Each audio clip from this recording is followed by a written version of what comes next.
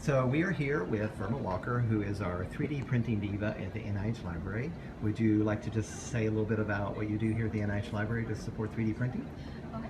I help scientists with their models and operating the printers and solving problems that they may have. And if I can't help you, I can often refer you to somebody else. Great. Thanks so much, Verma, for showing us around. Okay. All right. This is a 1:1 scale head print from a patient who was going to have brain stimulation, and instead of having the patient sit for 3 or 4 hours while they scan the top of their head, they created this model to use instead.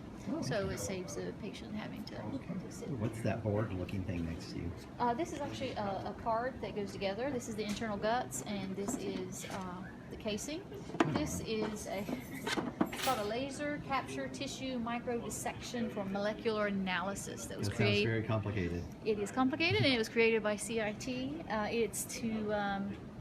It's for tissue analysis, and it's one I know. I'm sorry. So everything, what on there is printed and what is not printed? You know? Oh, okay. Not everything is printed. This particular department, they build custom electronics for the scientists. Oh, nice. And so all of this was built here and designed at NIH. If you look at this casing here, this looks like it was 3D printed.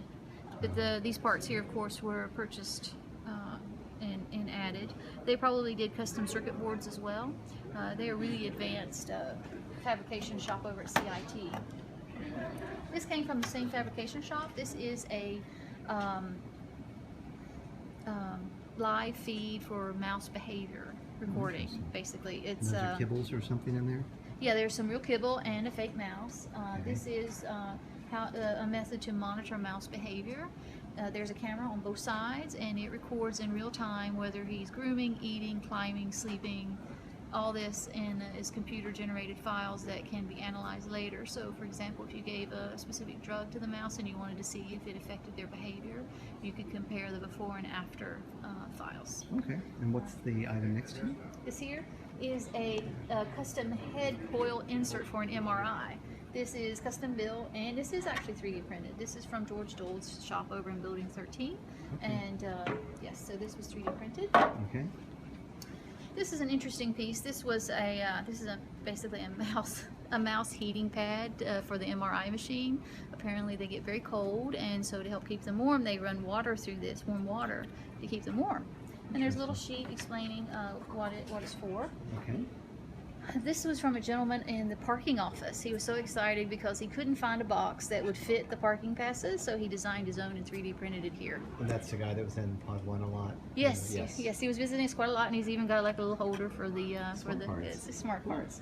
Yeah. Okay. These are models from the 3D Print Exchange, and they're all colorful because they have a nice color printer. This here is basically an egg slicer for brains. You put the brain in, and then you can slice it so that you have nice, even tissue samples that can be compared to MRIs. Okay. This item, it was really exciting. It's to MRI a fish, which you would think would be impossible. You put some water in here, and it's adjustable for the fish size, and then you can put them in an MRI machine. So that's really new. George's lab also 3D printed a monkey skull for surgical planning.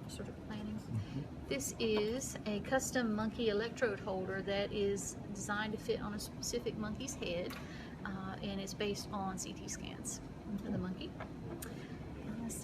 This is another object from the ORS parking office that was designed by our friend. He lent us this.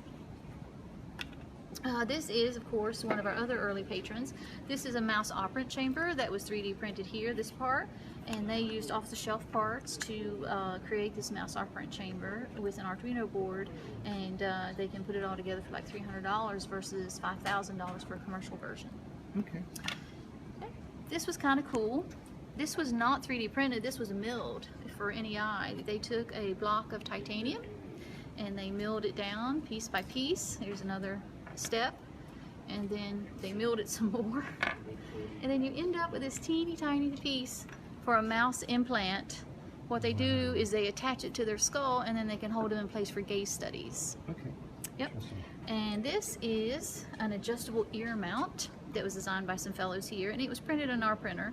It's 2 pieces that's adjustable up and down, and it's to hold electrodes in a person's ear so they can stimulate the vagus nerve. And what are these lovely on the end? These? Mm-hmm.